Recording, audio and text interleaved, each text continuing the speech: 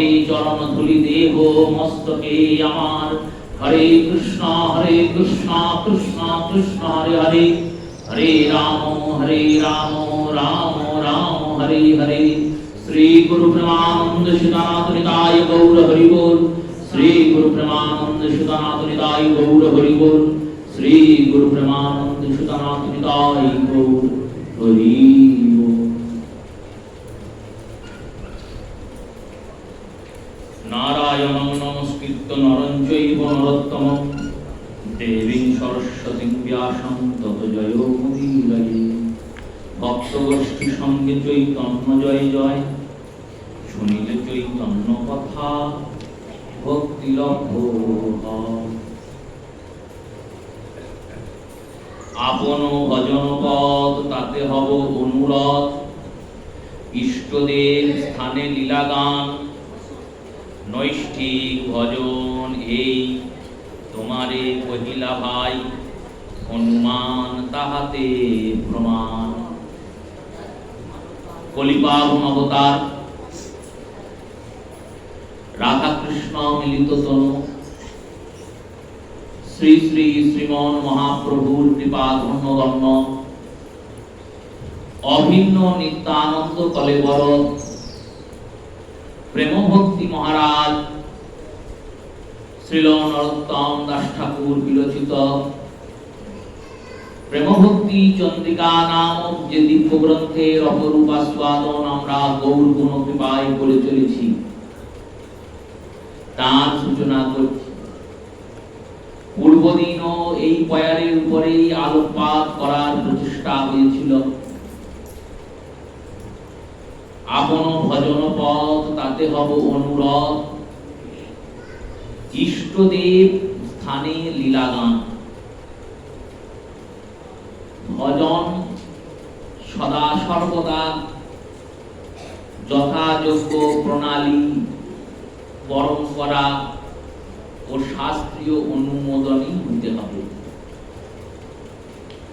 শাস্ত্রের অনুমোদন না থাকলে সেই ভজন পুষ্ট হবে না, মনোমুখী ভজন হয় না। যদ্রূপী ভগবানের এই ভক্তি মহারানীর পথে, ভক্তি পথে, ভজন পথে জ্ঞান অপেক্ষা ভাবের প্রাধান্য অধিক,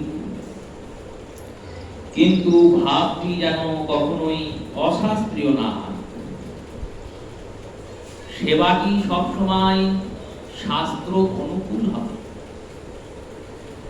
শাস্ত্রানুকূল সেবাতেই প্রভু প্রসন্ন।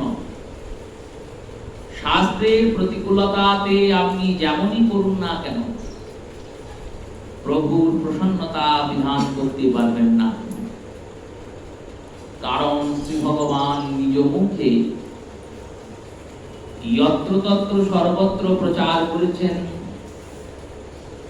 আমার থেকে শাস্ত্রের প্রমাণ অধিক। শ্রীমদ্ ভগবত গীতাতেও আত্মার তত্ত্বজ্ঞানের জন্য যখন অর্জুনকে একটির পর একটি উপদেশ ভগবান সচ্চিদানন্দ আনন্দ তন্দ শ্রী গোবিন্দ দান করছেন, সেখানেও ভগবান অর্জুনকে বললেন, শোনো অর্জুন, বেদ বিনাশনং তত্ত্ব যত্র তত্র সুমেধসঃ। বেদাদি শাস্ত্রগণ এই আত্মাকে অবিনাশী বলেছেন, তাই অবিনাশী আত্মাকে তুমি কি করে বিনাশ করবে? এখানে আচার্য বরেণ্য শঙ্কর, গীতার প্রথম ভাষ্যকার, তিনি ভাষ্যে লিখলেন, ভগবান নিজেই তো বারবার অর্জুনকে বলছেন আত্মা অবিনশ্বর। ভগবান যখন বারবার বলছেন, সেখানে শ্রুতি শাস্ত্র রূপী বেদ প্রমাণের কি প্রয়োজন? ভগবান তো অর্জুনকে বলছেন যে আত্মা অবিনশ্বর, আত্মার নাশ করা সম্ভব নয়। বারবার বলেছেন, এর আগে 3-4 শ্লোকে বলেছেন। কিন্তু এই শ্লোকে বললেন বেদ যে আত্মাকে অবিনশ্বর বলেছেন। কেন বললেন? এখানে আচার্যগণ বললেন, দেখো ভগবান বলতে চাইছেন আমি অবিনশ্বর বলছি মানেই যে সেটা সত্য হয়ে গেল তা নয়, সেটা সত্য হতেও পারে, আবার পরিস্থিতি বিপাকে পড়ে কখনো অসত্য রূপেও প্রতিপাদিত হতে পারে। আমি তো মাটি খেয়েছিলাম, কিন্তু মা যখন জিজ্ঞাসা করলো তখন তো আমি বলেছি মাটি খাইনি, আবার প্রমাণও করে দিয়েছি যে সত্যি আমি মাটি খাই। এই রকম ভগবানের লীলা। ভগবান বলছেন আমি লীলাময়, তাই যেটা আমি বলছি সেটা হতেও পারে, আবার কখনো কখনো না হতেও পারে, কিন্তু বেদ যেটা বলছেন সেটা হবেই। কারণ বেদের বাইরে গিয়ে কখনো ধর্মের স্থায়িত্ব নেই। যেমন নদী যদি দুই পাড়ের মধ্যে দিয়ে যায় তবেই তাকে দেখতে ভালো লাগে, যখন এই সুকুল ছাপিয়ে নদী বন্যা হয়ে যায় তখন সেই ভয়ঙ্কর রূপ আমরা সহ্য করতে পারি না। যারা নদীর কূলে বাস করেন আর বাড়িঘর বন্যার জলে ভেঙে যায় তাদের কাছে নদীটা ভয়ঙ্কর, তাদের কাছে নদীর সুন্দরতা নাই।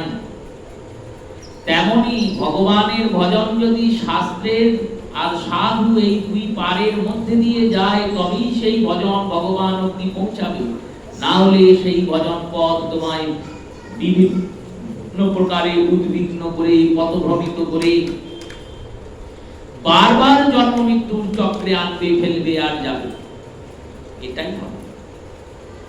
সেই রূপে বেদ প্রমাণকে ভগবান মান্যতা দিচ্ছেন। শ্রীমদ্ ভাগবতেও অজামিল উপাখ্যানে যখন যমদূতদের নারায়ণ দূতগণ জিজ্ঞেস করলেন তোমরা যে বলছো আমরা ধর্মরাজের দূত, যমরাজের দূত বললে হতো, তিনি মৃত্যুর দূত বললেন না, মৃত্যুর দূত বললেই হবে না, আমরা ধর্মরাজের দূত। ধর্মরাজ যমরাজ, তিনি অধর্ম করেন না, তাই রাজা যেমন হবে তার রাজ কর্মচারীও তেমন হবে, আমরাও ধর্মরাজের দূত, তাই আমরাও ধর্ম ছাড়া অধর্ম করি না। অজামিলকে নিতে এসেছি, এটা আমাদের কাজ, কারণ নরকেই যাবে, নরকে যাওয়ার মতোই কর্ম করেছে আজীবন। শুধু মরার সময় নিজের পুত্রের জ্ঞান করে, নিজের পুত্রের চিন্তন করে, পুত্রের নাম সাধু রেখে গিয়েছেন নারায়ণ। অজামিলের তো নারায়ণের চিন্তা নেই, তিনি তো আর ভগবান নারায়ণকে চিন্তা করেননি, ভগবান নারায়ণকে ডাকেননি, তিনি তার পুত্রকেই ডাকছেন আর পুত্রেরই চিন্তা করছেন, শুধু নামটা ভগবানের, এইটুকু মাত্র। তাই এই রকম যদি সবাই মরার সময় ভগবানের নাম করতে লাগে, সবাই নিজের ছেলের মেয়ের নাম রাখবে ভগবানের নামে, মরার সময় কিছু না পারলে ওই ভগবানের নাম ধরে ডাকবে, আর তারা যদি সবাই ভগবানের ধামে চলে যায় তাহলে তো জগতে এই কলিযুগ শাসনই করতে পারবে না। আপনারা ঠিক কাজ করছেন না। দুইজনের মধ্যে যখন বাদ বিতণ্ডতা চলছে তখন বৈকুণ্ঠবাস সদ্গণ বললেন তোমরা যে খুব বড়াই করছো ধর্মের দূত, ধর্মরাজের দূত, ধর্মটা কাকে বলে বলো তো? তখন যমরাজের পার্ষদগণ ধর্মের সংজ্ঞা দিলেন শ্রীমদ্ ভাগবতে। বেদ বিহিত ধর্ম অপধর্ম বিপর্যয়, বেদ নারায়ণ সাক্ষাৎ অত সস্ত্রী সূত্রমহম।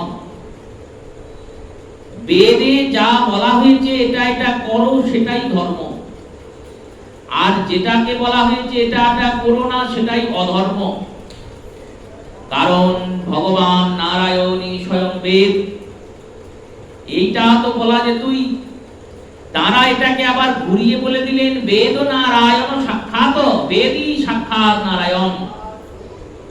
ভগবান নারায়ণ বেদ হয়েছেন তা বললেন না, বলতে চাইলেন যেন বেদই ব্রহ্ম ছিল, নিরাকার শব্দ ব্রহ্মময় রূপ বেদ, সেই শব্দ ব্রহ্মময় রূপ নাদ ব্রহ্ম, তিনি বিগ্রহ রূপ ধরে নারায়ণে অবতীর্ণ হয়েছেন। বেদ নারায়ণ সাক্ষাৎ, বহুব্রী সমাস করলে বেদ যস্য প্রকটিত নারায়ণ রূপে নয়, বেদ নারায়ণ রূপে প্রকট হয়েছে। এই রূপে বেদ হচ্ছেন সাক্ষাৎ নারায়ণ। তাই বেদের প্রমাণকে সর্বোত্তম প্রমাণ ধরা হয়।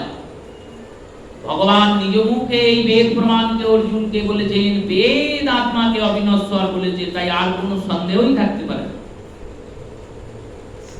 আত্মা অবিনশ্বর। তাই ভজন সবসময় শাস্ত্র গত হবে, শাস্ত্র অনুগত হবে, মনোমুখী হবে না। মনোমুখী হলে পদে পদে অপরাধে পড়বে। ভাবমুখী হবে ঠিকই, কিন্তু ভাবটা ঠিকঠাক হচ্ছে কি হচ্ছে না সেই বিচার বিশ্লেষণ সাধু গুরু বৈষ্ণবরা করবেন, আর তারা করে সেই বিচার বিশ্লেষণকে তোমায় যেমন পরামর্শ দেবেন সেই রকম তোমার ভজন হবে। আপন ভজন পদ তাতে হব অনুরগ।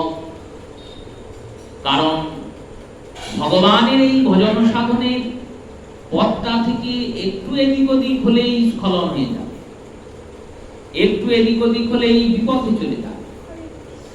যখন তুমি পথটা ভুল করবে তখন তো বুঝতে পারবে না, কিন্তু চলতে চলতে অনেক দূর যাওয়ার পর বুঝতে পারবে। শ্রীমান মহাপ্রভু নাম দিয়ে গেলেন আমাদের, আমরা সেই নাম গ্রহণ করলাম। প্রভু তো আর আজকে আসেননি, এই 2026 সালে কি মহাপ্রভু এলেন? বললো না, 533-34 পূর্বে, 533-34 বছর পূর্বে মহাপ্রভুর আবির্ভাব লীলা হল। অর্থাৎ এই প্রায় 550 বছর ধরে এই হরিনাম মহামন্ত্র আমাদের এই জগৎ মাঝে প্রবর্তিত হয়ে প্রচারিত প্রসারিত হচ্ছে। কিন্তু এই প্রচারিত প্রসারিত হচ্ছে, নাম ছিল, নাম কি নতুন করে এলো? বললো না, না, নাম তো ছিলই। মহাপ্রভু নিজে বলে গিয়েছেন, পৃথিবীতে যত আছে নগরাদি গ্রাম সর্বত্র প্রচারিত হবে মোর নাম। পৃথিবীতে যেখানে যেখানে যেখানে যেখানে জীবগণ বাস করেন সব জায়গাতেই নাম হবে। এবার নাম হচ্ছে, কিন্তু এত নাম হয়েও প্রেম সঞ্চার হচ্ছে না কেন? অনেকে দেখবেন নামে খুব তালে নৃত্য করছেন, যেমন পাশ্চাত্য আধুনিক গানে নৃত্য হয়, যেমন বিভিন্ন জায়গায় গিয়ে বিভিন্ন বাদ্যযন্ত্র বাজিয়ে শালীন অশালীন নৃত্য হয়, তেমনি অনেকেই নামে নৃত্য করছেন। কিন্তু যারা নৃত্য করছেন তারা কি নামের আনন্দে নৃত্য করছেন? যারা নামের গান করছেন তারা কি নামেরই গুণগান করছেন, নাকি শুধুমাত্র বাজনার তালে সুরকে খেলাচ্ছেন আর সেই তালে তালে শরীরকে দোলাচ্ছেন? আনন্দটার উপভোগ কে করছে? এটার একটা বিচার বিচর্যিত বিষয় আছে। নামের মধ্যে এমনই আকুলতা আছে আর এমনই তীব্র প্রেম অনুরাগ লুকিয়ে আছে, সেই তীব্র প্রেম অনুরাগ যার হৃদয়ে উপলব্ধ হবে তিনি তো দাঁড়াতেই পারবেন না, ওই বসে বসেই দিনরাত হা গৌর প্রাণ গৌর বলে কেঁদে যাবেন। কিন্তু সেই আকুলতা তো আমাদের মধ্যে আসছে না।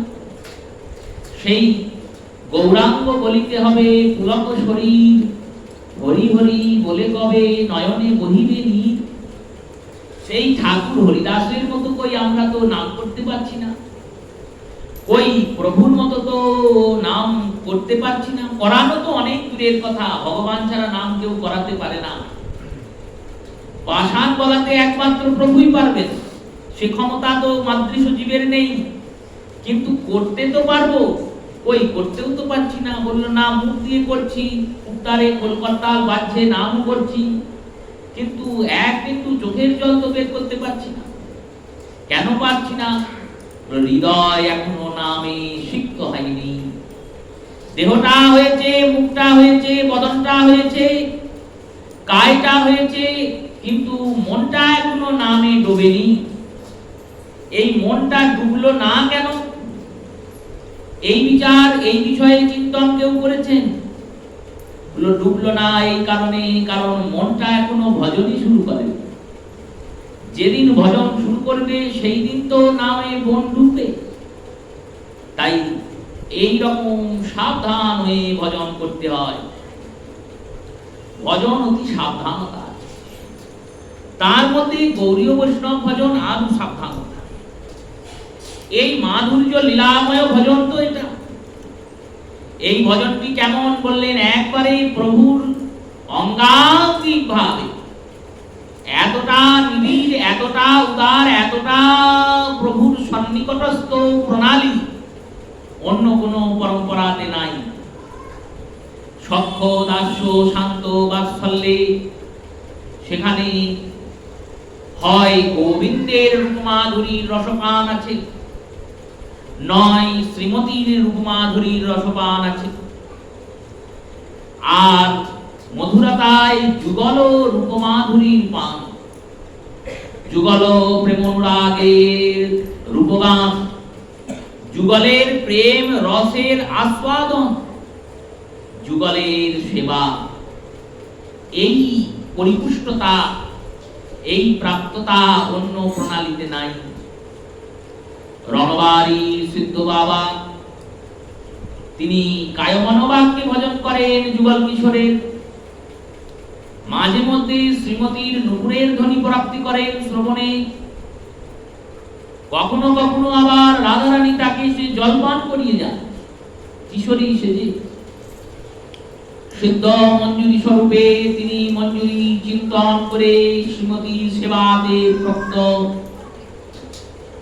8 প্রহরের মধ্যে প্রতিদিন নিয়ম করে রাধারানী তাকে 1 প্রহর দর্শন দান করেন। 3 ঘন্টা সারা দিনের মধ্যে প্রতিদিন। এবার সিদ্ধ বাবার বসে আছেন, কিছু সাধু এসেছেন, তারা বলছেন চলো দ্বারকায় ঘুরে আসি। সিদ্ধ বাবাকে বলছেন দ্বারকা যাবেন বাবা? আমরা নিয়ে যাব। তিনি বললেন দ্বারকায় কি আছে? বলল দ্বারকায় গোবিন্দের সংসার আছে, দ্বারকায় গোবিন্দের সংসার।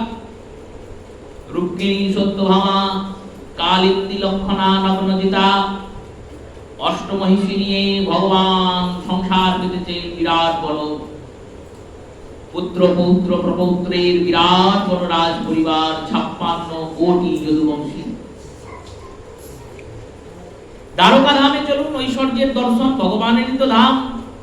তিনি চিন্তা করলেন তাই তো ভগবান কৃষ্ণদ্বৈপায়ন পুত্র বেদব্যাস শ্রীমদ্ ভাগবতে বলেছেন ভক্তির 2 গুণ থাকতে হবে, তবেই সেই ভক্তি ভগবত প্রাপ্তি করাবে। প্রথম গুণের নাম অনন্যতা, দ্বিতীয় গুণের নাম অনভিলাষিতা। কোনো অভিলাষ থাকলে হবে না, আর ভগবান কৃষ্ণ ছাড়া অন্য কাউকে ভক্তি করলে হবে না। তবে গিয়ে তোমার ভক্তি পুষ্ট হবে, তবে গিয়ে তুমি গোবিন্দকে পাবে। আর গোবিন্দের কাছ থেকে যদি কিছু চাও, ধন যশ পদ প্রতিষ্ঠা আদি, সে তো সব সময় পাবে, কিন্তু ভগবানকে পেতে গেলে এই দুটো চাই। মা যশোদা কোল থেকে নামিয়ে দিয়েছে বলে গোপাল আর কোলে বসেনি, ছুটে গিয়ে উদফলের কোলে বসেছিল। আমি জগৎপতি ব্রহ্মাণ্ড নায়ক, আমাকে তুমি কোল থেকে নামিয়ে দিলে, আর আমি তোমার কোলে বসবো না। মা যশোদার উপরে এক অভিমান। যে মায়ের পয়ধর মিশ্রিত দুগ্ধ পানের জন্য গোপাল লালায়িত ব্যাকুল, সেই যশোদার উপর এত অভিমান যদি হয়, তাহলে ভক্ত যাদের মন আজকে কৃষ্ণে, কালকে রামে, পরশু শ্যামে, পরশু তরশু কালীতে, তারপরের দিন শিবে, এই দেবদেবীর মধ্যে তারপরের দিন জগতে সব জায়গায় ঘুরে বেড়াচ্ছে, সেই অনন্যতা কি বহির্মুখতা, বহির্মুখ জীবের প্রতি ভগবান কি করে কৃপা করবে? তাই অনন্যতা প্রয়োজন। এই কারণেই অন্য দেবদেবীর প্রসাদ সাধুগুরু বৈষ্ণবের গ্রহণে নিষেধ বাক্য হরিভক্তি বিলাস দান করেছেন। অন্যান্য দেবদেবীর নৈবেদ্য প্রসাদ নির্মাল্য গ্রহণ করলে কৃষ্ণ ভক্তি লোপ পায়। বলেন আপনারা তো বলে দিয়েই খালাস, আপনাকে তো আর কেউ বলতে যাবে না, সবাই জানে আপনি কোথাও প্রসাদ পাবেন না। আর যদি কেউ বলতে যায়, বলে দেবে বাড়িতে 365 দিন প্রসাদ, আমি যাব কোথায়? পাশ কাটানোর রাস্তা আছে আপনাদের। আমরা তো সংসারী জীব, আমাদের কি করণীয়? আমাদের আত্মীয় স্বজন পরিজন যদি নিমন্ত্রণ দেয়, বাড়িতে কালী পুজো আছে, একটু যাবেন, প্রসাদ পাবেন। আমরা বললাম যে দেখো আমরা তো নিরামিষ আছি, ভোগ নিরামিষ, সব নিরামিষ বাসনে। এবার কি করবেন? এবার যদি বলেন প্রসাদ পাবো না, তখন বলবে মায়ের প্রসাদ পাবে। আর যদি প্রসাদ পেতে যান, তাহলে কৃষ্ণ ভজনের বাধা হয়ে গেল। ওই প্রসাদীয় নৈবেদ্য গ্রহণে কৃষ্ণ ভক্তি লোপ হবে। এরকম সময়ে কোন প্রতিকার শাস্ত্র কি দিয়েছেন? মহাজনগণ আচার্যগণ বললেন একটা প্রতিকার করতে পারো। কি প্রতিকার? নিজে মহাপ্রসাদ নিয়ে যাবে, আর যে পাতে ওই দেব দেবীর নৈবেদ্য নির্মাল্য দেবে, সেই পাতে সেই পাত্রে আগে মহাপ্রসাদ দিয়ে দেবে। ভগবত প্রসাদে যেটা মিশবে সেটাও ভগবত প্রসাদ হয়ে যাবে। অবশ্যই ভগবত নিবেদিত বস্তু হতে হবে। ভগবানের সেবায় যেগুলো চলে না, সেগুলো তো সাধুগুরু বৈষ্ণবরা পাবেন না। এই রূপে অন্য দেবদেবীর প্রসাদ গ্রহণেও নিষেধাজ্ঞা আছে বৈষ্ণবীয় শাস্ত্রে। এইরকম অনন্যতা সিদ্ধ বাবা চিন্তা করছেন, আমি যদি যাই তাহলে কি আমার ভজনটা নাশ হয়ে যাবে? তারপর ভাবলেন না, ও ধামটা তো ভগবানেরই ধাম, অন্য কারোর তো ধাম নয়, ভগবান কৃষ্ণেরই তো ধাম তারকা। যেমন বৃন্দাবনে ভগবান শৈশব লীলা কাটিয়েছেন, মথুরাতে ভগবান পৌগণ্ড যৌবনের কিছু অংশ কাটিয়েছেন, তেমনি সমগ্র লীলার 125 বছরের মধ্যে 100 বছর লীলা দ্বারকায় হয়েছে। 25 বছর লীলা বাদ দিয়ে 100 বছর লীলা গোবিন্দ দ্বারকায় করেছেন। সেই ধাম ভগবানের চরণধুলি ধূসরিত, চরণধুলো ধূসরিত সেই ধাম। ওই ধামে গেলে কত কি আছে?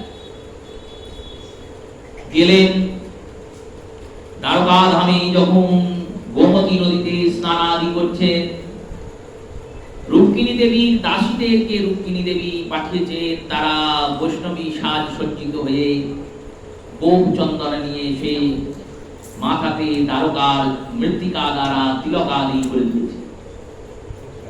তিনিও তিলক নিয়েছেন। সাধু মানুষ, বৈষ্ণব মানুষ কেন নেবেন না তিলক? ভগবানের দামে গিয়েছেন, তিলক নিলেই তো হলো। এইসব নেওয়ার পর পুনরায় অনেকদিন পর ব্রজে ফিরে এসেছেন। প্রতিদিন ভজনে বসছেন, চিন্তন করছেন শ্রীমতী, কিন্তু আর রাধারানীর দর্শন হচ্ছে না।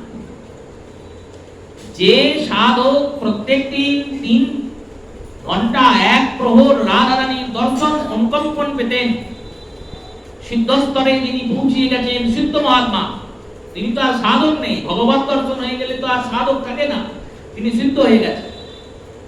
যেমন ইঁচড় যদি কাঁঠাল হয়ে যায়, তাকে আপনি আর ইঁচড় করতে পারবেন না, তেমনি সাধক সাধনা করতে করতে যখন ভগবত দর্শন হয়ে গেছে, তাকে তো আর আপনি সাধক বলতে পারেন না, তিনি সিদ্ধ। সেই সিদ্ধ শুদ্ধ মহাত্মা ভক্ত তিনি আর শ্রীমতীর দর্শন পাচ্ছেন, দিন রাত কাঁদছেন। ভগবানের দর্শন না পেলে যে ব্যাকুলতা হয়, ভগবানকে দর্শন করার পর যদি আর দর্শন না হয়, তার ব্যাকুলতা অধিক হয়। যিনি ভগবত সাক্ষাৎকার করেননি, তিনি তো সেই ভগবত দর্শনের আনন্দের রসের বিন্দুমাত্রও চাখেননি। তিনি তো একটা অনুভব করছেন, কল্পনা করছেন যে ভগবান হয়তো এইরকম দেখতে হয়। কিন্তু যিনি ভগবান দর্শন করেছেন, আর দর্শন করার পর ভগবান আর দর্শন দিচ্ছেন না, অন্তর্ধান হয়ে গেছে, লুকিয়ে পড়েছেন, আর পাওয়া যাচ্ছে না তাকে, তার কষ্টটা কিরকম বললো, কোটি গুণ বেশি কষ্ট। সেই কষ্ট সহ্য করার নয়, সেই বিরহ অসহ্যনীয়, গোপীদের মতো সেই রূপে দিন রাত বিরহে রোদন করে যাচ্ছেন সিদ্ধ রণবাড়ি বাবা। কাঁদছেন আর বলছেন, হে ঈশ্বরী, তোমার চরণে আমি কি অপরাধ করলাম? তুমি আমায় আর দর্শন দিলে, কি অপরাধ করলাম? যেই যান তাকেই বলে, ভাই আমার প্রচুর অপরাধ হয়ে গেছে, তাই আমি ভজন থেকে পতিত হয়ে গেছি, আর ভজনে অনুভব, অনুভূতি, দর্শন, আনন্দের প্রাপ্তি হচ্ছে না। এই সাধুগণ গিয়ে সিদ্ধ গোবর্ধন দাস বাবাকে জানালেন। সিদ্ধ গোবর্ধন দাস বাবা শ্রীমতীর চরণে পড়লেন। শ্রীমতী বললেন, এই দেহে আর ওর দর্শন হবে না। কেন না, আমার চরণের ভুল রুক্মিণীর চরণে চলে গেছে। আমার চরণাশ্রিত সেবিকা দাসিকা তিনি দ্বারকায় গিয়েছিলেন, আর দ্বারকার দাসীরা তাকে তিলকাদি করে রুক্মিণীর দাসী করে দিয়েছে। এবার রুক্মিণীর দাসীকে তো আর আমি গ্রহণ করতে পারি না। প্রভুপাত্রে ভিত্র সেবা করতেই পারে, কিন্তু ভিত্তের পাত্রে প্রভু আর সেবা করতে পারবে না। প্রভু কোন পাত্রে সেবা করছেন, কোন পাত্রে অন্ন আদি সেবা করছেন, সেই পাত্রে ভিত্ত, সেবক, দাস, দাসী, শিষ্য, সন্তানাদি, কনিষ্ঠজন তারা সেবা করতে পারেন। কিন্তু তারা সেবা করার পর ওই পাত্রে গুরুজনগণ আর সেবা করতে পারবেন না। তেমনি আমার দাসী ছিল, আমার ভক্তি রসপাত্রী ছিল, তিনি যেই না রুক্মিণীর দাসী হয়ে গেছেন, সেই রুক্মিণীর দাসীকে আমি আর অঙ্গীকার করতে পারবো না। অতএব এই দেহে আর ওর শ্রীমতীর দর্শন হবে না। যখন কথাটা দিয়ে বললেন, তখন তার গোটা শরীরটা বিরহে চলে গেল। এই গোটা দেহটা ছাই হয়ে গেছে, মাথাটুকু বেঁচে আছে, মাথাটুকু আর পড়ছে না, জীবনটাও বেরুচ্ছে না। শেষে শ্রীমতীর চরণ তুলসী আর তুলো নিয়ে এসে যখন মাথায় ধরলেন, তখন দাও দাও করে মাথাটা সবার সামনে চলে গেল। তিনি দেহ থেকে মুক্তি পেয়ে নিত্য সিদ্ধ রূপে শ্রীমতীর পূজ্যে গমন করলেন। তাহলে ভজনের নিষ্ঠাটা কিরকম দেখুন। তাই মহাজন বলছেন, নৈষ্ঠিক ভজনে এটাই নিষ্ঠার ভজন। মহাপ্রভুকে জিজ্ঞাসা করা হলো, দেখুন প্রভু, ভগবানের কাছে যাওয়ার জন্য, পৌঁছানোর জন্য প্রহ্লাদজি 9টা পদ বলেছেন। শ্রবণম, কীর্তনম, শ্রীবিষ্ণু স্মরণম, অর্চনম, বন্দনম, পাদ সেবনম, দাস্য সখ্য আত্ম নিবেদনম, মিত্বা বিষ্ণু ভক্তি হরে পাদৈকমূলম। এই 9টা পথ দিয়ে যে কোন পথে যাব আর কোন পথে যাব না। মহাপ্রভু বললেন, কেউ সাথে এক, কেউ সাথে বহু অঙ্গ, নিষ্ঠা করি সাধিলে জাগে প্রেমের তরঙ্গ। সবগুলোই সাধন করতে হবে এমন কোনো মানে নাই। শুনতেও হবে, নাম করতে হবে, ভগবান অর্চনাও করতে হবে, বন্দনাও করতে হবে, ভগবত স্মরণও করতে হবে, ভগবানের দাসত্ব রূপে দাসের অনুযায়ী সেবা করতে হবে, সখার অনুযায়ী চিন্তন করতে হবে, সর্বস্ব নিবেদন করতে হবে, সবই করতে হবে এমন কোনো মানে নাই। কিন্তু যেটা করবে সেটা যেন নিষ্ঠা করে করো। নিষ্ঠা করে সাধিলে জাগে প্রেমের তরঙ্গ। এই নিষ্ঠাটা কি বললেন, যেটাকে ধরবো সেটাকে যেন আর ছেড়ো না। আচার্যগণ বৃন্দাবনের পথে যাচ্ছেন পালকি নিয়ে। দিগ্বিজয় আচার্য বৃন্দাবনে এসেছেন বিজয় করতে। আর এক ব্রজবাসী, তিনি কতগুলো খড় রাস্তায় মিলে দিয়েছেন। ধান তোলার পর খড় মেলা হয়েছে যে সবাই যাবে, গরুর গাড়ি যাবে, মানুষ যাবে, যে কটা ধান আছে সে কটাও আবার পাবো, খড় থেকে ছেড়ে পড়ে যাবে। আচার্যগণ যাচ্ছেন, কাঁসর ঘন্টা বাজছে, আর ব্রজবাসী ওই খড় মিলছেন। সেবক গিয়ে বলছেন, একটু সরে যা, আচার্য যাবেন, ওনার বিজয় যাত্রা যাচ্ছে, দেখতে পাচ্ছিস না? ব্রজবাসী বললেন, আমি কেন সরব? এই ধামটাই তো আমাদের, তুমি জানো কে আসছে? কে বললো আচার্য আসছেন। আচার্য মানে বললো গুরু। কোন বর্ণের? বললো 4 বর্ণের গুরু ইনি। ইনি ব্রাহ্মণ সন্তান 4 বর্ণকে দীক্ষা দানের অধিকার রাখেন, আপনি জানেন না? ব্রজবাসী বললেন হ্যাঁ জানি, কিন্তু এর পরে আর তুমি জানো না। তিনি বললেন এরপর আবার কি আছে? বললো এরপরও অনেক আছে, শুনবে? বললো হ্যাঁ বলুন। 4 বর্ণের গুরু ব্রাহ্মণ, সবাই জানে 4 বর্ণের গুরু ব্রাহ্মণ, কারণ সর্বোচ্চ বর্ণ।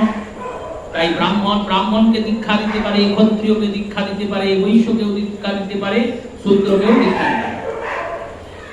দীক্ষা দান ক্ষত্রিয়ও করতে পারে, কিন্তু তিনি ব্রাহ্মণকে দিতে পারবেন, ক্ষত্রিয় বৈশ্য শূদ্রকে দিতে পারে। দীক্ষা দান বৈশ্যও করতে পারে, তিনি ক্ষত্রিয় ব্রাহ্মণকে করতে পারবেন না, বৈশ্য আর শূদ্রকে করতে পারবেন। শূদ্রও দীক্ষা দান করতে পারে, তিনি শূদ্রকে দীক্ষা দিতে পারবেন, ক্ষত্রিয় ব্রাহ্মণ আর বৈশ্য এই ত্রিবর্ণকে পারবেন না। হরিভক্তি বিলাসে গুরুপকরণে একবারে স্পষ্ট লিখেছে কোন রকম পক্ষপাত না করে। এই রূপে 4 বর্ণের গুরু ব্রাহ্মণ। এরপরে তো তুমি জানো না, বললেন না। ব্রাহ্মণের গুরুকে, ব্রাহ্মণের থেকে উপরে কে? তিনি বললেন কে বলো? ব্রাহ্মণের গুরু হলেন সন্ন্যাসী। সন্ন্যাসী যদি শূদ্র হয়, তিনি সন্ন্যাস নেওয়া মাত্রই ব্রাহ্মণের পূজ্য হয়ে গেছেন। সন্ন্যাসী যতদিন গৃহস্থে ছিলেন ততদিন তার বর্ণ বিচার ছিল, ব্রাহ্মণ ক্ষত্রিয় বৈশ্য শূদ্রের বিচার ছিল। কিন্তু যে মুহূর্তে তিনি সন্ন্যাস নিয়ে নিলেন দশনামী সম্প্রদায়ের মধ্যে, সেই মুহূর্তে তিনি ভগবৎ স্বরূপ হয়ে গেলেন, তিনি ব্রাহ্মণের পূজ্য। তাই ব্রাহ্মণের গুরু হলেন সন্ন্যাসী। সন্ন্যাসী নয়, ব্রাহ্মণের ওপর হলো সন্ন্যাসীর গুরুকে জানা। সন্ন্যাসীর আবার গুরু হয়? বললো হ্যাঁ, সন্ন্যাসীর ওপরে যদি কেউ না থাকে তাহলে কি করে চলবে? কে বলো? সন্ন্যাসীর গুরু অবিনাশী। অবিনাশী মানে ভগবান, যার বিনাশ নাই। সন্ন্যাসী কার চরণে প্রণাম করে না?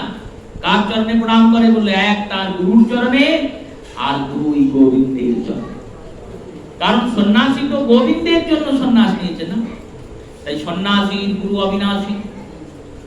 এত দূর অব্দিও শুনলে এবার বলো অবিনাশীর গুরুকে।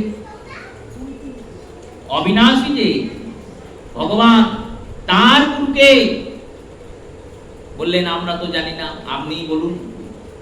অবিনাশীর গুরু হলো ব্রজবাসী, আর আমরা সেই ব্রজবাসী। তাহলে আমরা যদি ব্রজবাসী হই, আমরা ভগবানের উপরে আমরা সরে যাব, আর তুমি কোথাকারকে আমাদেরকে সরিয়ে দিয়ে চলে যাবে। আচার্য বর দেখছেন কথাটা তো ঠিকই বলছেন, কারণ ভগবান কৃষ্ণ নিজে বলেছেন ব্রজবাসীরা আমার প্রাণ।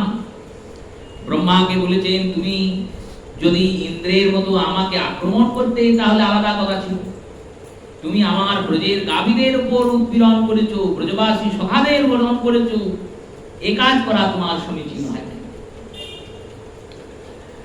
আচার্য বর এলেন নেমে, আসার পর বললেন প্রভু ভগবানের ভক্ত হতে গেলে কি হতে হয়? আচার্য বরকে বলছেন আপনি তো আচার্য, বলুন কি হতে হয়?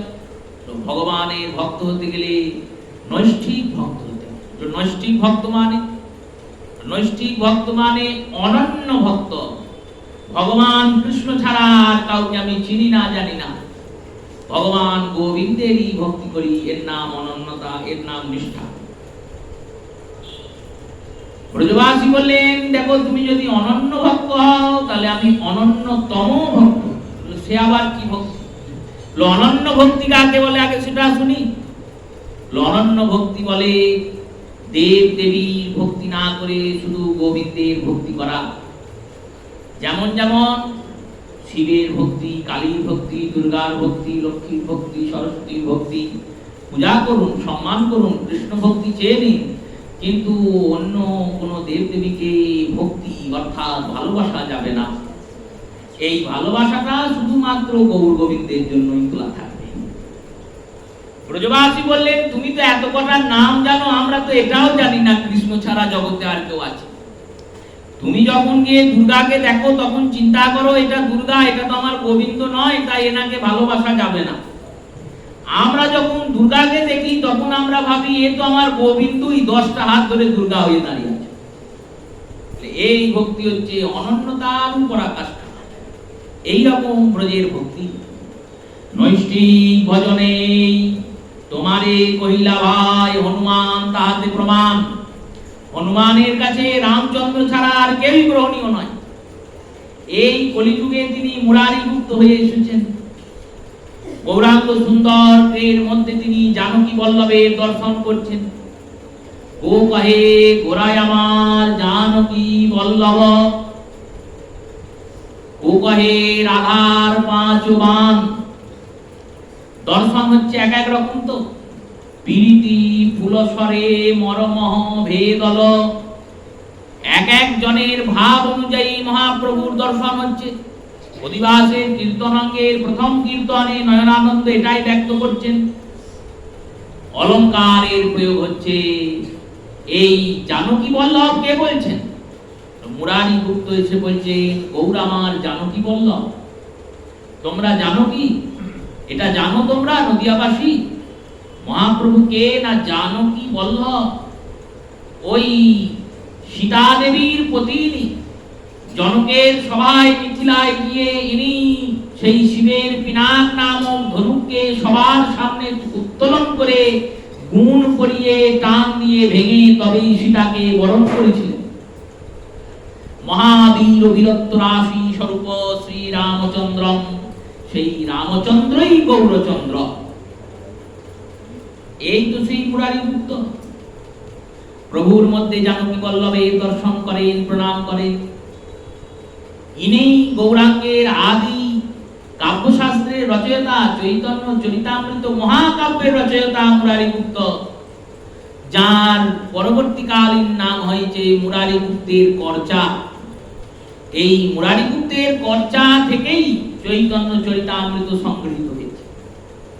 সেই মুরারিগুপ্ত পেশাতে বৈদ্য কবিরাজ। মহাপ্রভু বললেন, মুরারি তুমি দিন রাত রাম রাম রাম রাম করো, শ্রীরাম জয় জয় রাম করো। খুব ভালো কথা। রাম নাম পাপনাশকারী। 1000 বার ভগবান বিষ্ণুর নানা নাম করলে যা ফল হয়, সেই 1000 বার ভগবান নারায়ণের নাম করলে যা ফল হয়, একবার রাম নাম করলেই সেই ফল লাভ হয়। ভগবান বিষ্ণুর 1000 বার নাম।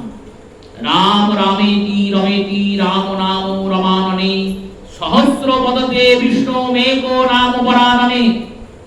মহাদেবের বাক্য।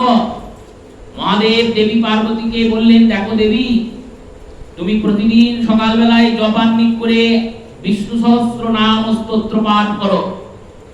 এই বিষ্ণু সহস্র নাম স্তোত্র পাঠ করলে পঞ্চ সুনা দোষের নিবৃত্তি হয়। সারাদিনে যা যা পাপ করেছি সেই পাপের নাশ হয়, আর অশ্বমেধ যজ্ঞ সমান ফল লাভ হয়। বিষ্ণু সহস্র নাম স্তোত্রের মাহাত্ম্যটা বর্ণনা আছে। মা পার্বতী প্রতিদিন বিষ্ণু সহস্র নাম পাঠ করেন। এবার সকাল থেকে কাজ কর্ম করে জপান্বিত সেরে বিষ্ণু সহস্র নাম পাঠ করতে গিয়ে অনেক সময় তার সেবা গ্রহণে দেরি হয়ে যায়, বিলম্ব হয়ে যায়। মহাদেব তখন এই সহজ পদ্ধতিটা শিখিয়ে দিচ্ছেন। বললেন, যেদিনকে সময় হবে সেদিন তো পাঠ করবে, যেদিন সময় হবে না, সহস্র বদতে বিষ্ণু রাম নাম পরাননে, 1000 বার বিষ্ণু নামের সমান একবার রাম নামের উচ্চারণ। তাই রাম নামের এতটাই ক্ষমতা। সেই রাম নাম তুমি দিন রাত করো ঠিক, কিন্তু 1000 বার বিষ্ণু নামের সমান যদি একবার রাম নাম হয়, তাহলে 1,00,000 বার রাম নামের সমান একবার কৃষ্ণ নাম। কেন কৃষ্ণ রামের থেকে বড় হয়ে গেল? কেন? রামবাদী যারা, রাম ভক্ত যারা, তারা দেশের সামনে দাঁড়াবেন, জিজ্ঞাসা করবেন, আপনি রামকে ছোট করে কৃষ্ণকে বড় করে দিলেন, এটা কি ঠিক করলেন? বললেন, না না, শাস্ত্রীয় বিচারে এটা ঠিক হয়েছে। কেমন শাস্ত্রীয় বিচারে? দেখুন, বিষ্ণু সহস্র নাম পাঠ করলে পাপ নাশ হয়। 1000 বার বিষ্ণু নাম করে পাপ নাশ হয়, একবার রাম নাম করলেই সেই সমান পাপ নাশ হয়। একবার রাম নামে যত পাপ হবে, পাপীর সার্থকী সে তত পাপ করে। এই রকম রাম নামের মহিমা। রামের নাম করে পাপের নাশ তো হলো, কিন্তু রাম নাম পাপ নাশ করলেও প্রেম দান করতে অক্ষম। রাম নামে প্রেম আপনি পাবেন না, মুক্তি পাবেন, পাপ নাশ হবে, কিন্তু প্রেম পাবেন না। আর কৃষ্ণ নামে বলেন, কৃষ্ণ নামে পাপের নাশ হবে আর প্রেম ফলের লাভ হবে। তাই হাজারবার রাম নাম এক বিষ্ণু নামের সমান রাম নাম, লক্ষবার রাম নামের সমান কৃষ্ণ নাম, আর কোটিবার কৃষ্ণ নামের সমান রাধা নাম। কোটিবার যদি কেউ কৃষ্ণ নাম করে আর একবার রাধা নাম করে, বলল তাহলে কোটিবার কৃষ্ণ নামের সমান রাধা নাম কেন? বলেন, রাধা রানী কি প্রেম দান তো কৃষ্ণ করেই দিয়েছে, কৃষ্ণ নাম করেছে, প্রেম পেয়ে গিয়েছে। একবার কৃষ্ণ নামে সর্বপাপ ক্ষয়, দুইবার কৃষ্ণ নামে প্রেম উপজয়, তৃতীয়বার কৃষ্ণ নাম করেছে, প্রেম তো পেয়ে গেছে। তাহলে আবার রাধা রানী কি দেবেন? বলেন, রাধা রানী প্রেম দেন না, তাহলে কি দেন? রাধা রানী কৃষ্ণকেই দিয়ে দেন। রাকার উচ্চারতি উদ্ধতি স্তমাধব, ধাকার উচ্চারতি ধাবিত তম পশ্চাৎ। রা বলার সঙ্গে সঙ্গে এই গোবিন্দ উঠে বসে পড়েন। ভগবানকে জিজ্ঞাসা করছেন, হ্যাঁ গো তুমি উঠে বসলে কেন? গোবিন্দ বলছেন, ধা বলবে, ছুটতে হবে, ছুটে ছুটে যেতে হবে ভক্তের পিছনে, তাই ছোটার জন্য প্রস্তুত হচ্ছি বলে উঠে বসলাম। যদি ধা না বলে রায়ের পর ম বলে দিয়ে রাম বলে, তখন কি করবে? ভগবান বলছেন, তাই উঠেই বসেছি, দাঁড়াইনি। যদি রাম বলে তাহলে আবার শুয়ে পড়ব, আর যাব না। রাগার উচ্চারয়তি উত্থিষ্ঠিত মাধব, রা বলার সঙ্গে সঙ্গে গোবিন্দ উঠে বসেন। আর ধাকার উচ্চারয়তি উত্থাপিত তব পশ্চাৎ, যেই কেউ রাধা বলে অমনি গোবিন্দ তার পিছনে ছুটেন। সামনে যান না, বলে হ্যাঁ গো সামনে যাও না কেন? বলো গেলে আর বলবে না। তাই রাধা রাধা বলছেন আর গোবিন্দ পিছনে পিছনে ছুটছেন। তাই কোটিবার কৃষ্ণ নামের সমান রাধা নাম। যদি কোটিবার কৃষ্ণ নামের সমান রাধা নাম হয়, তাহলে গৌর নাম বলল অনন্ত কোটিবার রাধা নামে কৃষ্ণ নামের সমান একবার গৌর নাম। কেন? বলে গৌর বললেই কৃষ্ণ আর রাধা বলা হয় না। গৌর শব্দের মধ্যে গোরা শব্দ আছে, তো গোরাই তো গৌর। গোতে গোবিন্দ আর রাতে রাধা, এই দুই মিলে গোরা হয়েছে। তাই গৌর বললেই রাধা কৃষ্ণ দুইকেই বোঝানো হলো, আর গোরা বললে গোরাকে তো বোঝানো হলোই, তিনজনকেই বোঝানো হলো। দাস ঠাকুর সুন্দর করে বলে দিলেন, যে গৌরাঙ্গের নাম লয় তার হয় প্রেমোদয়। এমনি এমনি বলেন, গৌরাঙ্গের নাম নিলেই প্রেমের প্রাপ্তি হয়।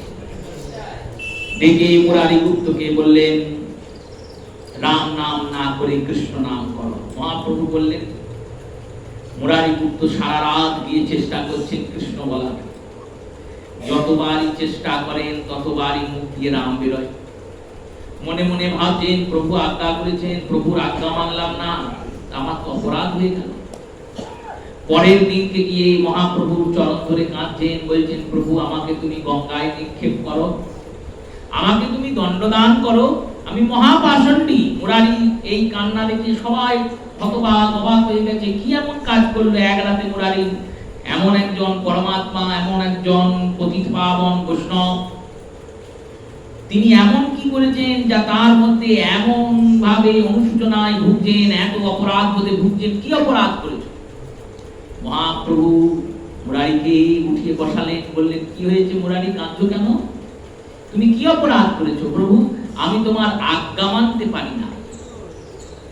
মহাপ্রভু বললেন, কোন আজ্ঞা মানতে পারোনি? তুমি বললে কৃষ্ণ নাম করতে। আমি কাল সারা রাত সারাদিন চেষ্টা করলাম যাতে জিহ্বায় কৃষ্ণ নাম উচ্চারণ হয়, কিন্তু বিশ্বাস করো হে গৌর সুন্দর, যতবারই আমি কৃষ্ণ নাম বলতে যাই ততবারই আমার মুখ দিয়ে রাম নাম বেরোয়। মুরারিকে বলছেন, তুমি তো রামের ভক্ত অনন্ত কোটি জন্মের, এ জন্মের নয় তো, জন্ম জন্মের ভক্ত। তোমার গলাতে সীতা দেবী একটা মালা দিয়েছেন, মুক্তোর মালা। তুমি সেই মালাটা ভালো করে দেখলে, দেখে ভাবলে এর মধ্যে তো রাম নাই, তাই এর আমার কাছে কোনো দামও নাই, ছিঁড়ে কুটি কুটি করে ফেলে দেবে। বিভীষণ বলছেন, এই যে মালাটা ছিঁড়ে ফেললে, এই মালার কত দাম জানো? কত দাম? বললেন, এই মালার এক একটা পুঁতি দিয়ে ভারতের এক একটা রাজ্য কেনা যায়, এত দাম। হনুমানজি বলছেন, আমার কাছে কোনো দাম নাই। কেন না? রাম নাই যার মধ্যে, তার আমার কাছে কোনো দামই নাই। রামচন্দ্রের পত্নী জানকী দেবী দিলেন মালাটা, কিন্তু মালার প্রত্যেক পুঁতিতে আমি শুকলাম, দাঁতে চিবুলাম, চোখে ধরলাম, অনেক পরীক্ষা নিরীক্ষা করেও দেখলাম এর মধ্যে রাম নাই, এর মধ্যে সীতা নাই। রাম সীতা নাই বলে এর দামও নাই আমার কাছে। বিভীষণ বলছেন, খুব তো বড় বড় বলছো কথা, তোমার মধ্যে রাম সীতা আছে? হনুমান বললেন, হ্যাঁ আছে। দেখাতে পারবে? বললেন, যদি প্রভু চায় দেখাতে পারবে। ওই ভরা রাজসভায় সেই রাম দরবারে সবার সামনে বুক চিরে হনুমানজি রাম সীতাকে দেখালেন। নিজের হাতেই নিজের নখ দিয়ে বুক চিরলেন আর চিরে দেখালেন। বললেন, দেখো এই হৃদয় মাঝে সীতারাম আছে নাকি? আর দেখে নিয়ে প্রত্যক্ষ করে বলো, যদি সীতারাম না থাকে তাহলে আমি নিজের হাতেই নিজের শরীরকে শেষ করব, কারণ যে শরীরে রাম সীতা নাই সেই শরীরটাও আমার কাছে কোনো দাম নাই। এইরকম ভজন হনুমানের। তাই সেই উদাহরণ প্রস্তুত হিসেবে নৈষ্ঠিক ভজনের উদাহরণ প্রস্তুত করলেন। নৈষ্ঠিক ভজনে কহিল তোমারে কহিলাম ভাই, হনুমান তাহাতে প্রমাণ। তাই হনুমানজি যেমন রাম ভক্ত রামদাস হয়েছেন, তেমনি আমরা যাতে জন্ম জন্ম নিতাই গৌড়ের দাস হয়ে থাকতে পারি, এই অভিলাষ গৌড়ের চরণে জানিয়ে প্রত্যেক প্রতা মাতা ভক্ত বৈষ্ণব চরণে প্রণাম পূর্বক ধন্যবাদ অভিনন্দন করলাম। শ্রী গুরু প্রেমানন্দ সুদামা পিতাই গৌর হরি বল। জয় জয় রাধে Krishna